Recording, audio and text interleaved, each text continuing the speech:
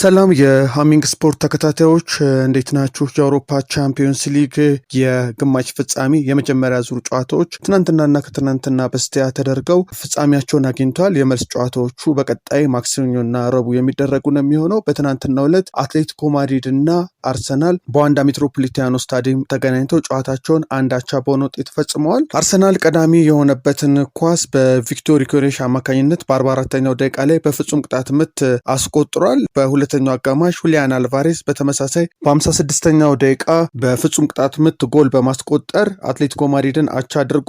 አርጀንቲና አጥቂ አልቫሬስ በቻምፒዮንስ ሊግ በተሰለፈባቸው 41 ጨዋታዎች 25 ግቦችን በማስቆጠር በጥቂት ጨዋታዎች እዚህ ቁጥር ላይ የደረሰ የመጀመሪያው የደቡብ አሜሪካ ተጫዋች ሆኗል። ሁለቱ ቡድኖች በአውሮፓ መድረክ በትናንትናው ዕለት ሲገናኙ ለአራተኛ ጊዜ ሲሆን ህዳር ወር ላይ በተገናኙበት የቻምፒዮንስ ሊግ የዙር ጨዋታ አርሰናል 4-0 ማሸነፉ የሚታወስ ነው። የመልሱ ጨዋታ በቀጣይ ማክሰኞ የሚደረግ ነው የሚሆነው። በጨዋታው ሁሊያን አልቫሬስ የእግር መጣመም ትዊስት የማድረግ ስሜት ተሰምቶት በወቅቱ በነበረው ህመም ምክንያት ሜዳውን ለቋል። በጨዋታው አትሌቲኮ ማድሪድ ሊያሸንፍበት የሚችልበት እድል ተፈጥሮ ነበር። የአርሰናሉ ተከላካይ ቤን ዋይት የሰራውን ስህተት ራያ ቢያድኖ ኖሮ ሉክማን ጎል ለማስቆጠር ተቃርቦ ነበረ።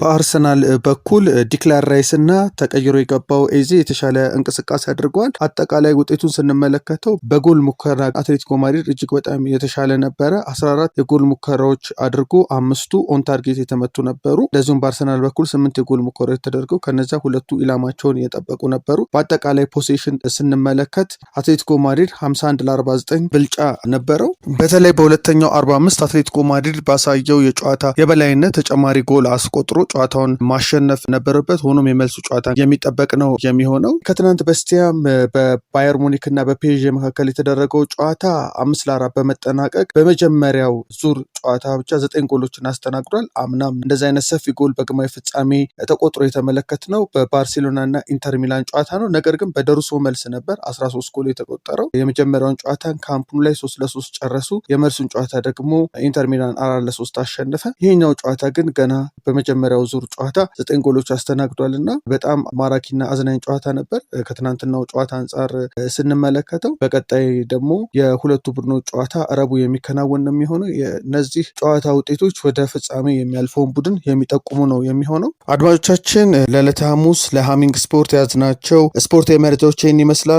በሌሎች አጫጭር ስፖርታዊ መረጃዎች ወደ በኋላ እንመለሳለን። ሃሚንግ ስፖርትን ሳብስክራይብ በማድረግ ተከታተሉ፣ ሼርም በማድረግ ለሌሎች አጋሩ። የሃሚንግ ስፖርት ሳብስክራይበር ቁጥር ከ500 በላይ ከፍ ማለት ችሏል በቅርቡና በቀጣይም ደግሞ ከዚህ የተሻለ ርቀት እንዲጓዝ ሀሳብ አስተያየታችሁን በመስጠት ሳብስክራይብ፣ ሼር በማድረግ እንድትከታተሉ እንጋብዛለን። መልካም ቀን። ሃሚንግ ስፖርት በሀገራዊና ዓለም አቀፍ ስፖርታዊ ጉዳዮች ላይ የሚያተኩር ዝግጅት።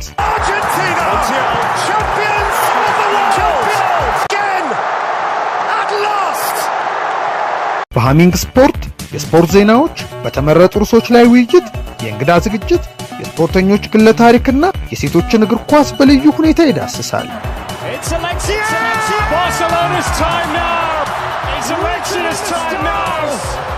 ሃሚንግ ስፖርት ስፖርትን ቀዳሚ ዘይቤ በማድረግ ስኬትን በተግባር እናረጋግጥ።